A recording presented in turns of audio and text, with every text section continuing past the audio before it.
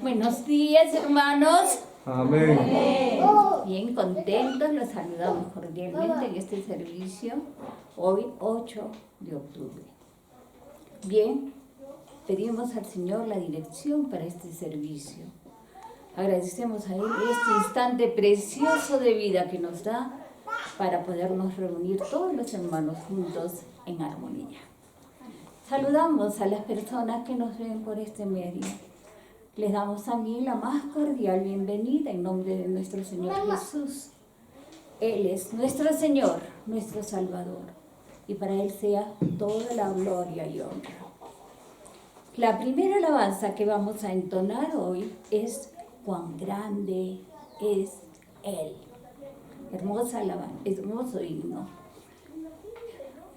Familiares, amigos, personas que nos ven por este medio van a entonar la iglesia esta hermosa canción que dice "Cuán grande es Él". ¿Nos acompaña?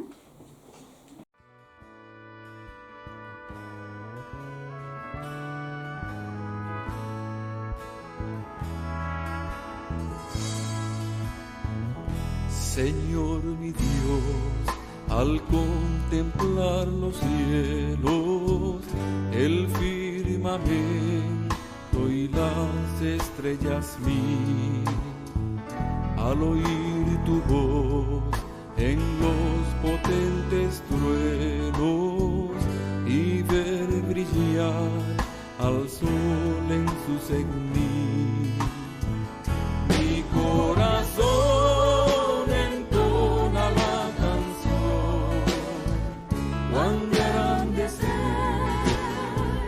cuán grande es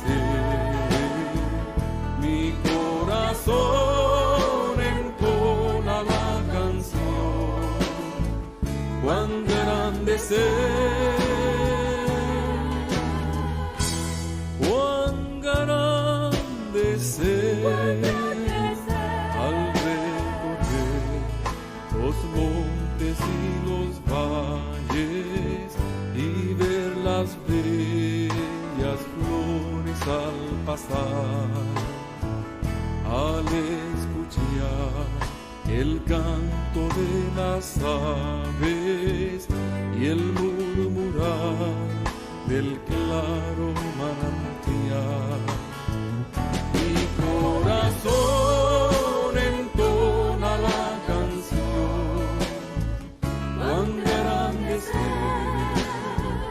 cuán grande es Él, mi corazón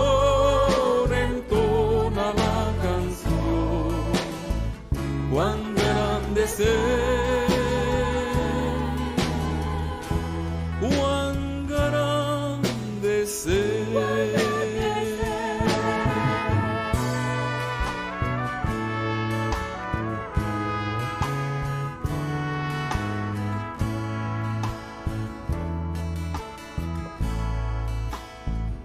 Cuando el recuerdo del amor divino que desde el cielo al Salvador envió, aquel Jesús que por salvarme vino y en una cruz sufrió por mí, murió, mi corazón entona la canción, cuán grande es Él,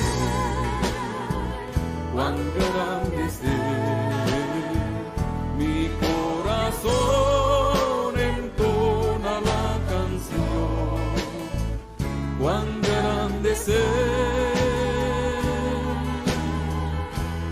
cuán grande es Él, cuando el Señor me llame a su presencia, al dulce hogar, al cielo de esplendor, le adoraré cantando la grandeza de su poder y su infinito amor. Mi corazón entona la canción,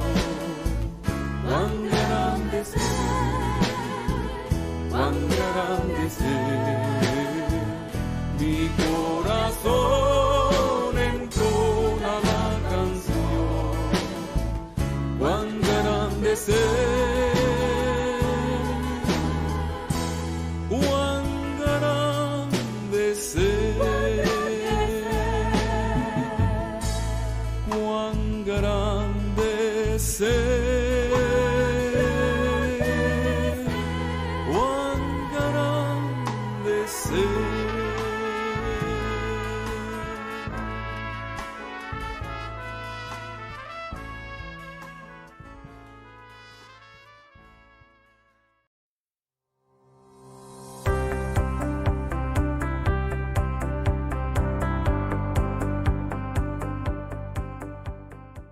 Muy buenos días, hermanos. Amén. La Iglesia Bautista Emanuel Chupaca los saluda en el nombre de nuestro Señor Jesucristo, y también hacemos el saludo respectivo a nuestros amigos y hermanos en la fe que nos ven a través de nuestros canales en Facebook y en YouTube. La prédica de esta mañana titula ¿Cómo podemos ser salvos? Muchas personas se han hecho a lo largo de los siglos una pregunta muy importante. ¿Qué tengo que hacer yo para poder ir al cielo? Otros se preguntarán, ¿y será posible que yo pueda ir al cielo o al paraíso? ¿O me iré al infierno? ¿Cómo podemos ser salvos? La historia de la humanidad ha demostrado que el hombre en sí, con todo su esfuerzo, con toda su ciencia, no ha sido capaz de crear una sociedad que sea justa, libre, por así decir, humana o tranquila. Vemos actualmente que hay tanta delincuencia, confrontaciones, etc. Actualmente se está librando incluso un conflicto en Israel, en Medio Oriente. El hombre en sí mismo pareciera que no puede estar centrado así. Y al respecto, siempre ha existido un interés o una preocupación en cada ser humano en poder conocer los requisitos mediante los cuales el ser humano puede estar en una comunión o una relación o puede estar en armonía con Dios. Y sabemos muy bien que el hombre tiene ese afán de poder reconciliar su naturaleza pecaminosa con el Padre Celestial. Y en ese contexto, a lo largo de la historia, muchos líderes religiosos han creído que la pecaminosidad humana pueda ser salvada de alguna manera, y se han propuesto diferentes tipos de situaciones. Algunos han propuesto que de repente, a través de un sistema bastante intensivo de sacrificios, puede ser que nosotros podamos de alguna manera agradar a Dios. Otros han insistido que a través del conocimiento, ya sea teológico o ritual, o de ciertas costumbres religiosas, podríamos entrar nosotros en una nueva relación con el Creador. Ha habido también personas que proponen que mediante el ejercicio de ciertas prácticas, es decir, de buenas obras, se puede lograr la salvación. Esto nos llevaría a una pregunta que debemos hacernos todos de manera obligatoria. ¿Qué tenemos que hacer para ser salvos? Muchos piensan que la salvación va a depender enteramente de las buenas obras que nosotros podamos realizar. Es como si pusiéramos en una balanza las buenas obras y nuestros pecados. Si vemos que de repente nuestras buenas obras son mayores que nuestros pecados, entonces uno podría decir, si yo hago esto, me puedo ir al cielo. Pero vamos a ver que la palabra no nos dice eso. Otros dirían que de repente haciendo caridad, dando ofrendas o ser buenas personas, nos podríamos también ir al cielo. En tanto, otros mencionan que el cumplir con ciertas reglas de la sociedad, el portarse bien, sería también una entrada al cielo. O seguir ciertos rituales, ciertos sacramentos, etc. Pero nosotros tenemos que analizar lo siguiente. ¿El hombre realmente estaría en la capacidad de poder saber por sí mismo cuál es el camino o cuál es la vía para poder ir al cielo?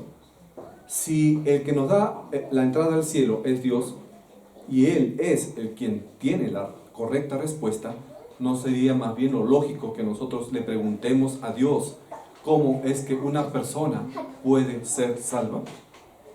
Y sabemos muy bien que cuando nosotros tenemos una pregunta que le debemos hacer a Dios, la respuesta la encontramos en la Biblia, que es su palabra.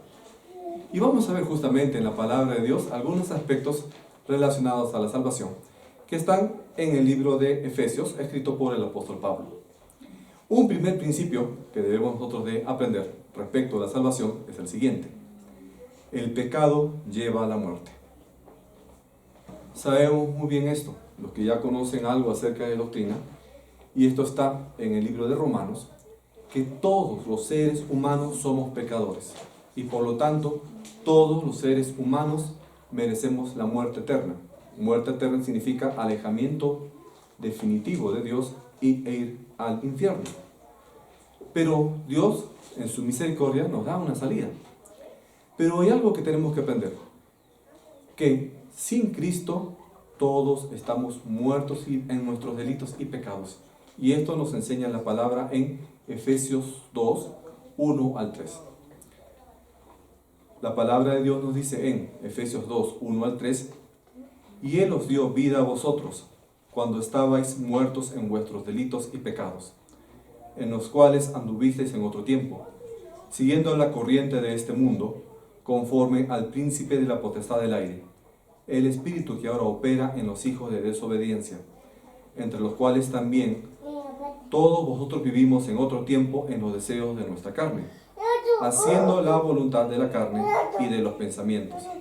Y éramos por naturaleza hijos de ira, lo mismo que los demás.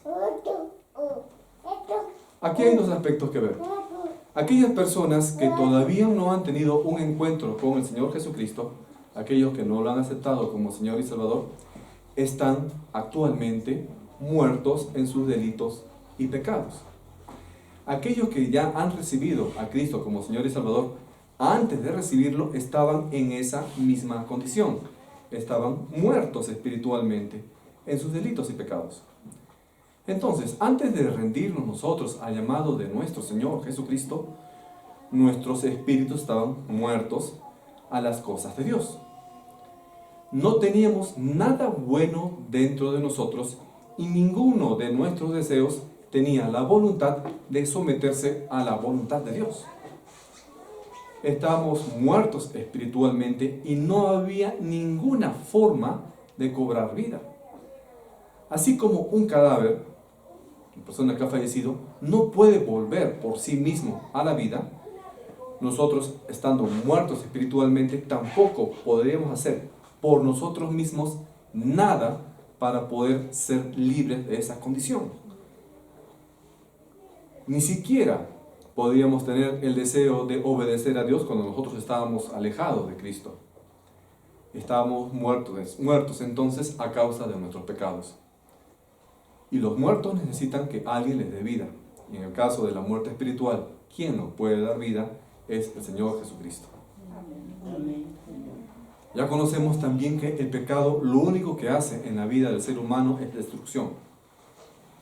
Pero el rendirnos a Dios nos trae todo lo contrario, nos trae vida. Todos estábamos muertos en nuestros delitos y pecados. Sin embargo, para cobrar vida, teníamos que rendirnos ante los pies de nuestro Señor Jesucristo. Amén. Amén. Noten que en este versículo que acabamos de leer menciona a un personaje, el príncipe de la potestad del aire. Este personaje no es otro que Satanás y todos sus demonios. Todas las fuerzas espirituales de maldad que habitan entre la tierra y el cielo, hablando de la atmósfera. Satanás de esta manera se describe como este ser de maldad que ejerce una autoridad espiritual en el mundo. Hermanos, quien está gobernando este mundo de una manera temporal es el enemigo, es el demonio, es Satanás. Por eso es que vemos a cada día asesinatos, delincuencias, guerras, entre otro tipo de maldades. Y pues estos demonios y Satanás están en contra de Cristo y también en contra de sus hijos, de los cristianos. Sabemos también que a Satanás se le conoce como el acusador. Porque a pesar de que nosotros ya somos salvos y que Cristo ha perdonado nuestros pecados y nos ha librado de la culpa de ese pecado, Satanás está ahí siempre acusándote diciendo, este hermano ha hecho esto, este hermano ha hecho lo otro, presentándose directamente a Dios, acusándonos a cada día. Y recuerden bien, la condición del ser humano sin Dios es de muerte espiritual. En este pasaje se hace mención a transgresiones, a delitos, a pecados, además de los poderes de las tinieblas, entre otros. Estando así, en esa condición, solamente es una vida que está rodeada de oscuridad espiritual. Y eso es lo que el diablo desea. Mantener a todas las personas atadas, confundidas, inmersas en la oscuridad. Y no es de extrañar también, hermanos, que hacia los últimos tiempos, incluso el mismo demonio va a obrar sobre ciertos líderes religiosos para poder torcer la palabra de Dios, incluso dentro de las propias iglesias que se denominan cristianas o evangélicas. ¿Por qué? Porque el enemigo va a intentar por todos los medios de que el ser humano no experimente la acción liberadora de Dios. Y bajo esa condición, el ser humano únicamente estaría destinado a la ira de Dios, es decir, a la condenación eterna. En esta carta, Pablo les escribe a los efesios y también se incluye dentro de sí mismo en ese mensaje y también a nosotros los cristianos de la época actual. Y nos recuerda que teníamos esa condición. Estábamos antes muertos espiritualmente, antes de conocer a Cristo.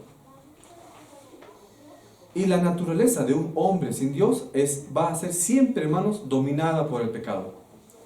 Pero una vez que el hombre abre su corazón a Dios, todo eso va a quedar atrás.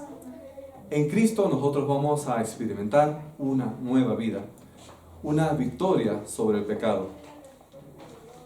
Y pues entonces el hombre no tiene por qué vivir para siempre dentro de la oscuridad si nosotros tenemos la salvación que el Señor nos está ofreciendo.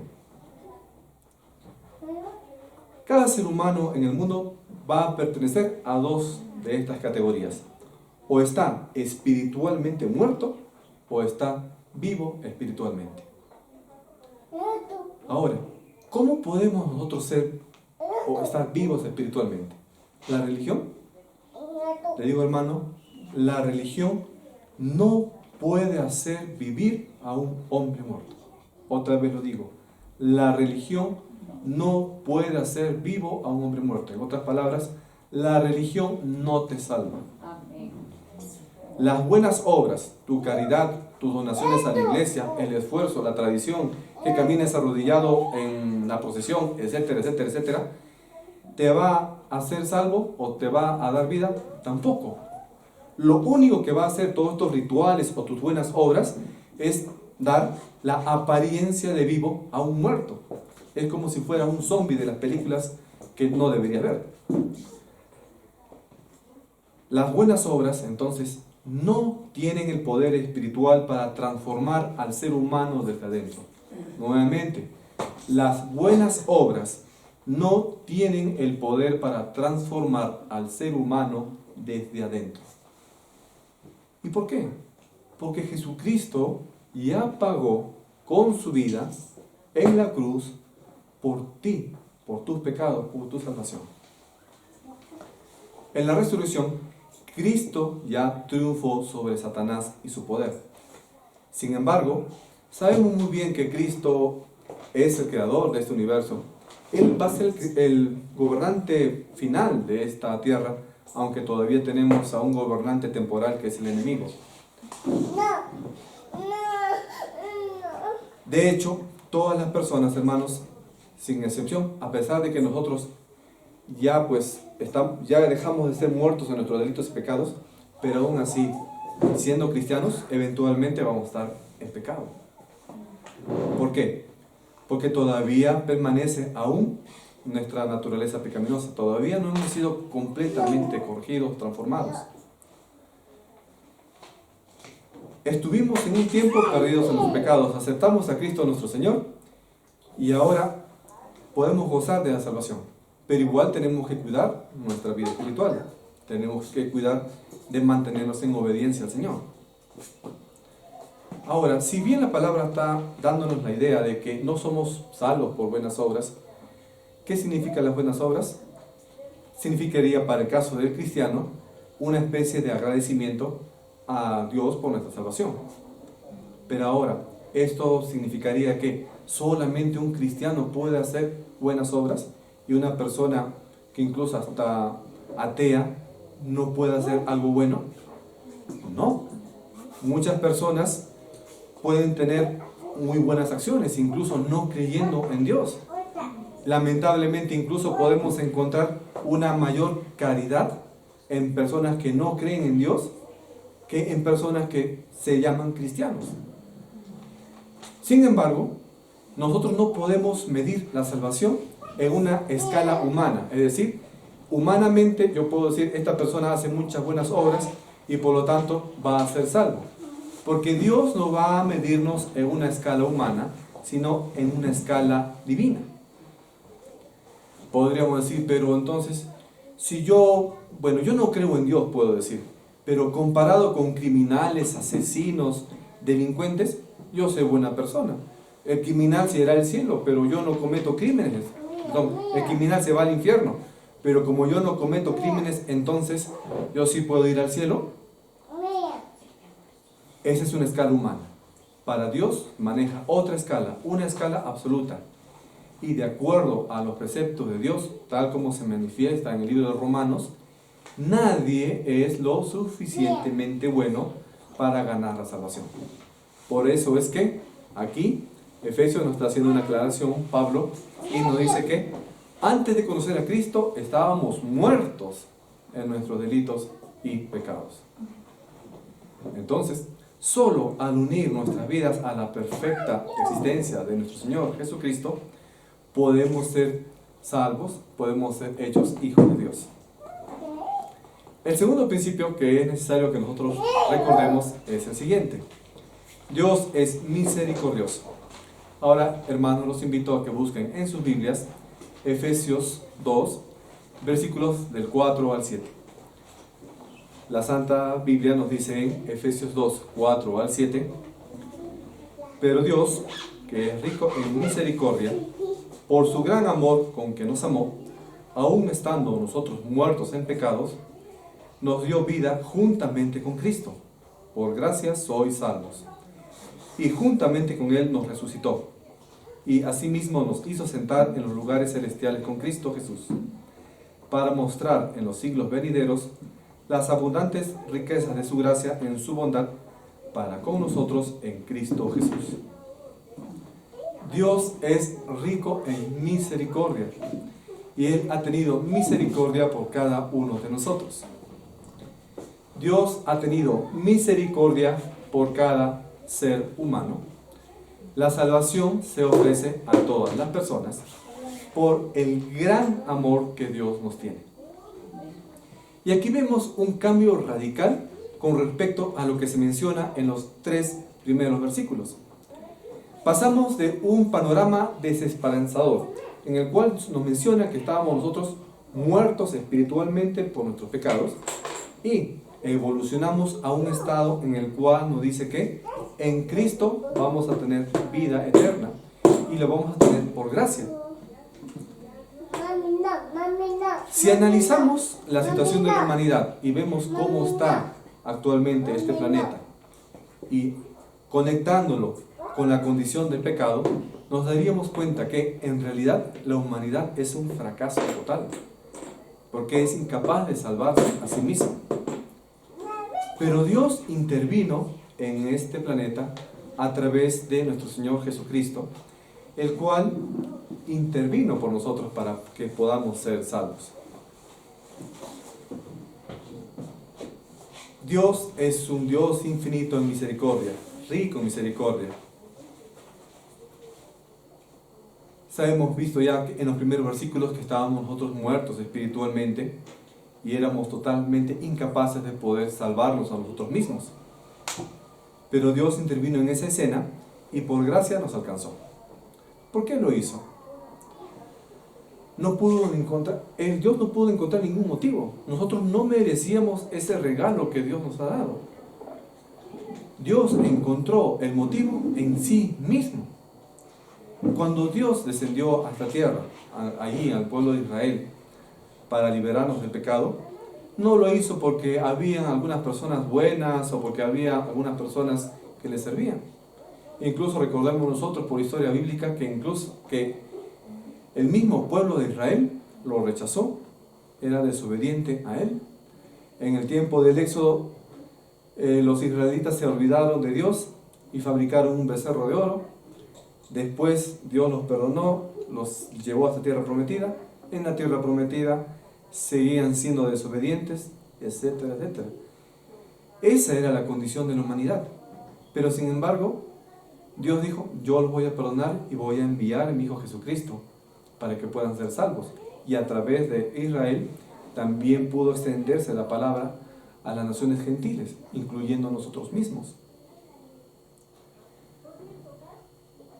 En los versículos previos del 1 al 3 menciona pues la naturaleza pecaminosa del ser humano.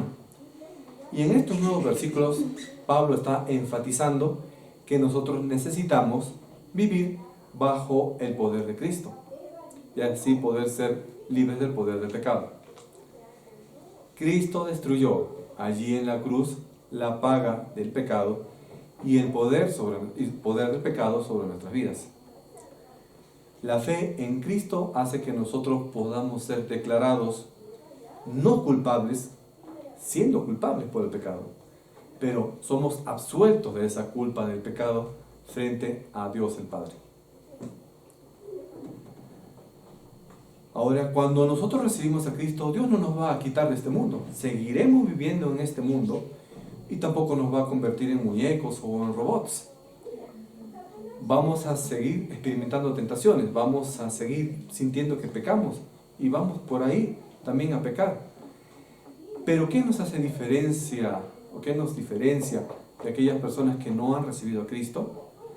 La diferencia radica en que antes de ser cristianos éramos esclavos de la naturaleza pecaminosa y ahora que has recibido a Cristo, tu vida va a ir de acuerdo a los principios o a la dirección del Espíritu Santo. La diferencia es que el cristiano puede todavía pecar por ahí, pero por la gracia de Cristo es declarado no culpable y tiene vida eterna. Los que no conocen a Cristo siguen pecando, pero ellos están en muerte espiritual. Y menciona también estos versículos que nosotros, debido al haber aceptado a Cristo como Señor y Salvador, hemos sido resucitados. Y estos resucitados en dos sentidos. Antes estábamos muertos espiritualmente. Y al recibir a Cristo somos resucitados de la muerte espiritual y pasamos a tener vida eterna espiritual. Pero esa vida eterna espiritual no se queda solamente en tu corta existencia aquí en el planeta Tierra, en tu vida terrenal, sino que tu vida eterna se va a extender también por toda la eternidad fuera del plano material en este planeta. Es decir, vas a vivir de manera espiritual en el paraíso. Y es más, también hay pasajes de la Biblia que nos mencionan que en el caso de los creyentes, si el creyente ha partido hacia la gloria del Señor, también tiene la esperanza de una resurrección física hacia el final de los tiempos. Amén. Amén. Esto entonces detalla toda la imagen de nuestro Señor Jesucristo. Ahora, Dios está extendiendo sus brazos hacia un mundo perdido, indicando que las personas pueden ir a Él para que pueda restablecer esa comunión con esa persona. Recordemos que Dios creó el universo y Él tiene la potestad de hacer las cosas a su manera.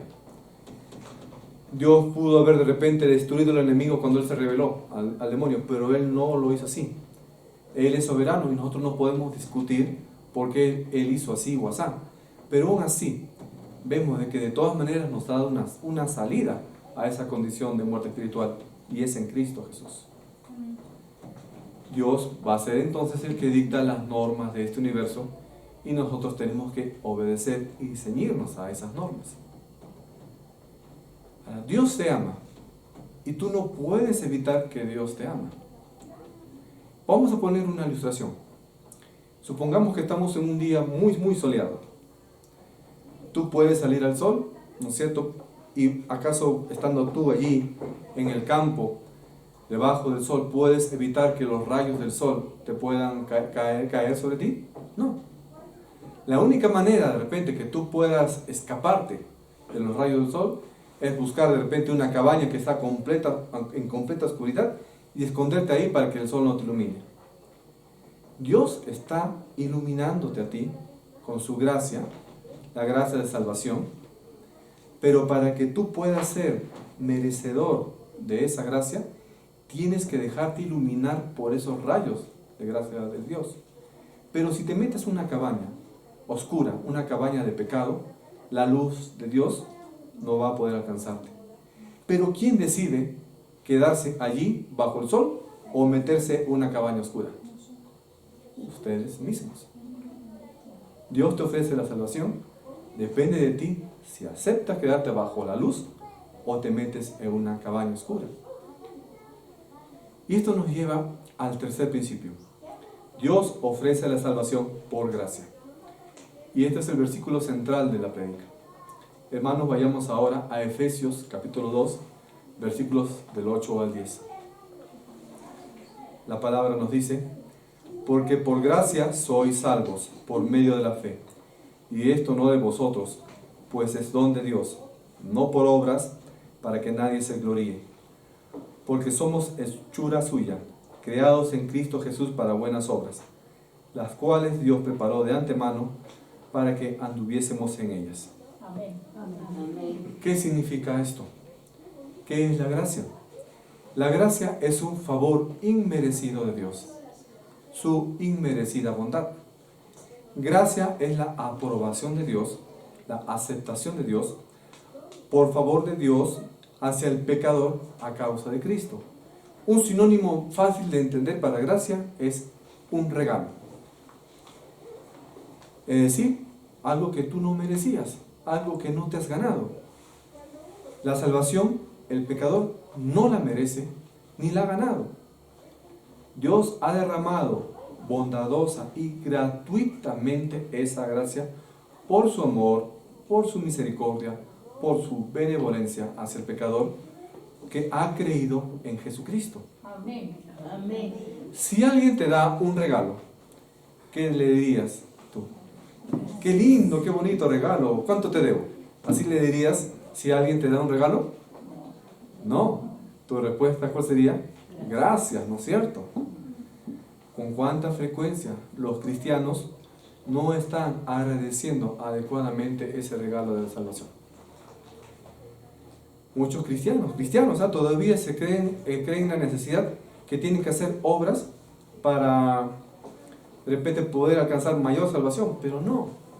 Tú vas a hacer obras, sí, vas a hacer buenas obras, pero no como respuesta o para buscar algún favor más, sino por agradecimiento al Señor. Llegamos a ser cristianos, entonces a ser hijos de Dios mediante el don inmerecido, esa gracia de nuestro Padre Celestial. No como resultado de algún esfuerzo, no como resultado de que hayas rezado 50 Padre Nuestros, no como resultado de que hayas donado $1000 a una iglesia, no. Ni por tu habilidad, ni siquiera porque conoces toda la Biblia de memoria o que te hayas leído 5 libros de teología, tampoco. Tampoco se gana la salvación por eso, sino porque tú has escogido recibir a Cristo como tu Salvador. Sin embargo, entonces, como una gratitud por este regalo, nosotros tenemos que buscar servir al Señor, amarlo, obedecerlo. Si bien ninguna acción u obra nos puede ayudar a obtener la salvación, la intención de Dios es que, a través de su salvación, esto se refleje en buenas obras del creyente. No somos salvos para nuestro beneficio. Somos salvos también, no solamente para nuestro beneficio, sino somos salvos también para ofrecer nuestra vida al Señor y para también alcanzar a otras personas a Cristo. Si tú eres salvo, has recibido la salvación, alguien te predicó, de repente un pastor o un profesor de escuela dominical cuando eras pequeño, y tú recibiste a Cristo y ya eres salvo, ¿serías tan egoísta de quedarte tú solo con ese regalo? ¿O debería ser tu impulso como creyente, querer multiplicar ese regalo y alcanzar a las personas que te rodean, ya sean tus familiares directos, amigos, compañeros de trabajo o compañeros de estudio?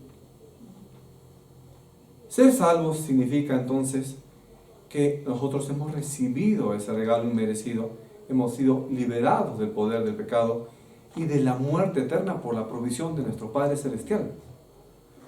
Fue Dios quien a través de Cristo nos dio acceso al perdón de nuestros pecados y a la vida eterna. Dios nos salvó de morir de la eternidad en el infierno y lo hizo por su propia iniciativa y lo hizo de forma gratuita. No somos salvos por nuestras obras, lo repito. Hay una historia antigua. Esta historia cuenta acerca de un hombre que había sido condenado a muerte. Había sido condenado a ser decapitado. Ese día que iba a ser decapitado, el rey se presentó en su celda. ¿Para qué? Con la intención de que se confirme, de él presenciar de que efectivamente le iban a dar muerte a este prisionero. Y el rey vio al prisionero que estaba muy nervioso. Y para que se calme un poquito, le ofreció un vaso de agua, como su última voluntad. Y pues entonces el reo pidió ese vaso de agua como su última voluntad. Pero el reo estaba tan nervioso que su mano estaba temblando cuando sostenía el vaso. El rey se compadeció un poco del reo y le dijo: ya, tranquilo, toma tu vaso de agua, despacio, te damos todo el tiempo que tú quieras. Cuando termines de beber, escuchen la palabra, de beber todo el agua, recién te cortamos el cuello. ¿Qué pasó? Como el reo estaba tan nervioso que le temblaba la mano, se le cayó el vaso. Y toda el agua se esparció ahí sobre la celda y fue absorbida por el polvo de aquella celda. ¿Cuál había sido el ofrecimiento del rey? Que cuando se termine de beber el vaso, lo iban a decapitar.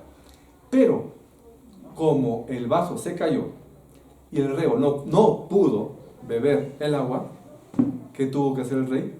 Cumplir su promesa, y el reo fue liberado, fue libre de esa condena. El hombre confió también en la palabra de este rey. Ahora, al igual que el reo en esta historia, las personas que no han recibido a Cristo están condenadas a muerte y necesitan de algún tipo de agua.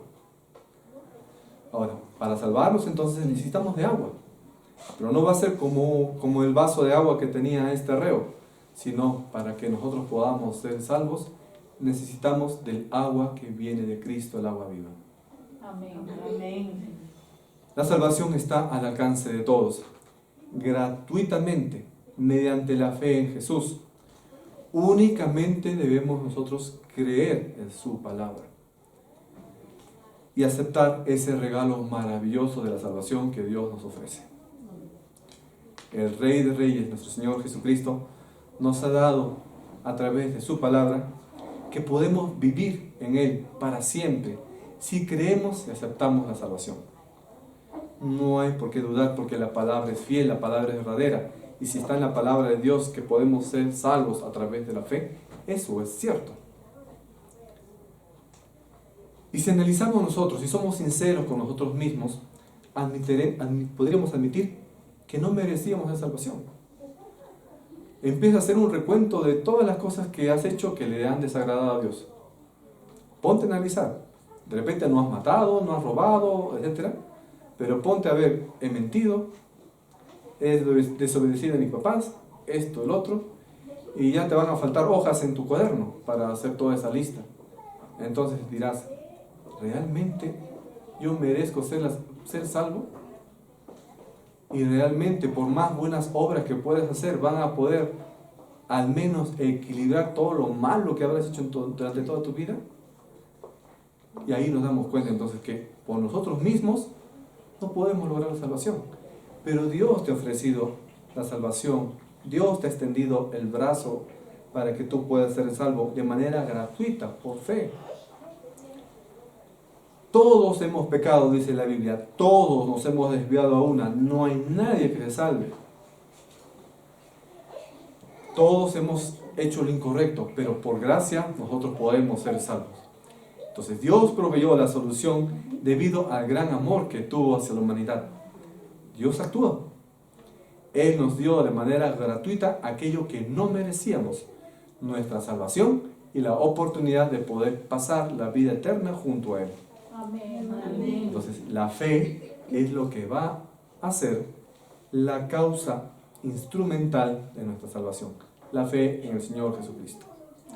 Es el único elemento que el pecador puede hacer para lograr la salvación.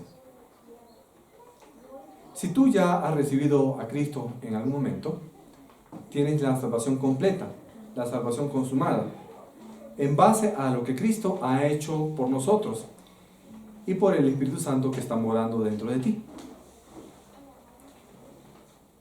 Que no, si tú ya eres salvo, que nada te haga dudar de tu salvación. Recuerda, la salvación no se pierde. Y puedes estar segura de la salvación. No vas a dudar de ella, no vas a ver, ¿seré salvo, no seré salvo? ¿O intentaré salvarme otra vez? No, ya eres salvo si has recibido a Cristo. Porque es una salvación lograda por gracia, por medio de la fe. Y esto no ha dependido de nosotros, sino que es un regalo, es una gracia, es un don de Dios. Amén. Amén. Oremos, hermanos. Bendito Padre Celestial, gracias Señor te damos en esta mañana por la palabra expuesta y por el infinito amor que tú has tenido para con nosotros, porque a través de la obra de nuestro Señor Jesucristo tú has dado ese regalo de salvación para todos. Gracias por haber tocado a nuestras vidas, Padre Celestial. Gracias por la obra de Cristo. Padre Celestial, todavía habrán personas que aún no han tenido un encuentro personal contigo, que todavía necesitan doblar sus rodillas ante ti. Te pedimos para que tú puedas obrar en los corazones de cada uno de ellos. Guíanos siempre, Padre Celestial, dentro de los caminos de tu voluntad. Susténtanos en este camino, Señor, en esta tierra que vemos tanta maldad, destrucción, y que vemos que la humanidad cada vez más y más va hacia lo peor. Pero en ti, Señor, esperamos pacientemente que tú, Padre Celestial, en su debido momento también actuarás sobre ella. Guíanos, Padre, te pedimos esto en el nombre de Cristo. Amén. Amén.